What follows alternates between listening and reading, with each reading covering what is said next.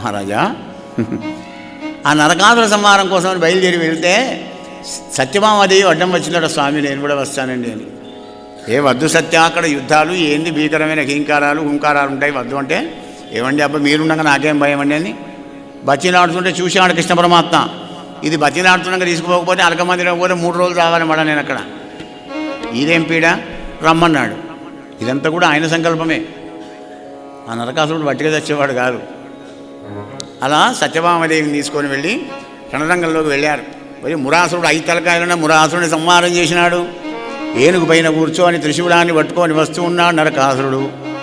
నరకాసురుడు ఎప్పుడైతే వచ్చాడో సత్యభామాదేవి ముందరికి వచ్చిందట. ఏ సత్య ఏమిటది? లేమా ఓ సత్య లేమా అంటే ఓ సుకుమారి, ఓ స్మార్టీ. సుకుమారి కంటే స్మార్టీ అప్పుడే అర్థమవుతుంది. తిక్కువాళ్ళ భాష కదా, మన గంట పెట్టిపోయినాడు. భాష నేర్చుకోవడం మంచిదే కానీ అందులో ఈయన కాకూడదండి. చాలామంది కూడా చదువు రాని వాళ్ళకు కూడా ఇంగ్లీష్ అలవాటు చేసి పారేసింది అన్నట్టు. అయ్యా లేమా ధనుజుల గెలువగలేమా, నీవేల గణగలేచి దివిడుర్రా లే మాను మానవేని లీలని విల్లందుకొనుము. ఈ దానముని మేము గెలవలేమా, రా వెనక కూడా లేకపోతే తీసుకో. అయ్యో తెండి తీసుకున్నది. విల్లు తీసుకొని నారిని పూంచి యుద్ధం చేసేవాళ్ళే నారి కట్టాలి. నారిని కట్టి నారిని ఒకసారి పూరించిందట. శత్రువుల గుండెలో బండలు పడ్డవయ్యా పరీక్ష మహారాజా. ఎదుటి శత్రువులంతా సత్యభామను చూసి ధీర శృంగార భయ రౌద్ర విస్మయములు కలిసి భామిని అయ్యనో అని ఆశ్చర్యముందిరి సుమ్మా. 5 రసాలు: వీరం, శృంగారం, భయం, రౌద్రం, విస్మయం. అలా యుద్ధం చేస్తుందట. యుద్ధం చేసుకుంటూ సెకండ్లలో రసాలు మారుస్తుందట. వాళ్ళతో యుద్ధం చేసినప్పుడు రౌద్రం, ఏమండి పక్కకే ఉన్నాడు కదా మీలాగా చేస్తున్నానా అని కృష్ణుని దిక్కు చూసినప్పుడు శృంగారం. సెకండ్ల మీద రసాలు మార్చడం సత్యభామకే సాధ్యమైంది ఆ పరీక్ష మహారాజా. 16,180 చాలా అందంగా ఉంటుంది సత్యభామ.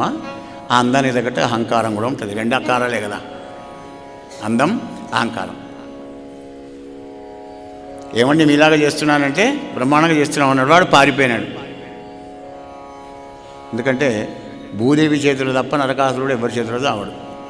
వరం కోరుకుంది. భూదేవి అంశతోనే పుట్టింది సత్యభామ. అందుకే నేను వస్తానండి అనే బుద్ధిని కలిగించినాడు పరమాత్మ. సర్వస్య చాహం హృదయన్నివిష్టో మత్త స్మృతి జ్ఞానమపోహనంచ. అందరి హృదయాల్లో నేనుండి నా వలాన్నే స్మృతి జ్ఞానం అపోహ భ్రమలు కలుగుతావో అర్జున కలిగించాడు. అలా వాడు పారిపోగానే సత్య ఇంటికి పోయినాక నువ్వు ఏది కోరుకుంటే అది ఇస్తాను పొమ్మన్నాడు సత్యభామతోని. మళ్ళీ తర్వాత నరకాసురుడు రాగానే సత్యభామను ఆనించుకొని సురచక్రాన్ని ప్రయోగం చేసి నరకాసుర సంహారం చేసినాడు.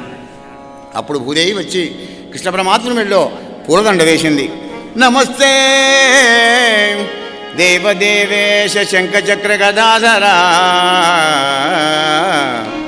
భక్తేచ్ఛోవాప్తరూపాయ పరమాత్మన్ నమోస్తుతే.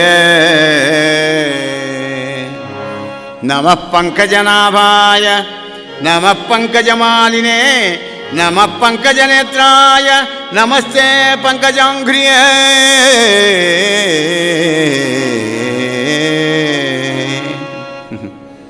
అన్నీ పద్మపత్రాల వంటి కళ్ళు, పద్నాల వంటి చేతులు, 14 వంటిని పాదాలు కలిగినటువంటి 14తో పూలదండ వేసుకున్న పరంధామ అని స్తోత్రం చేసింది భూదేవి.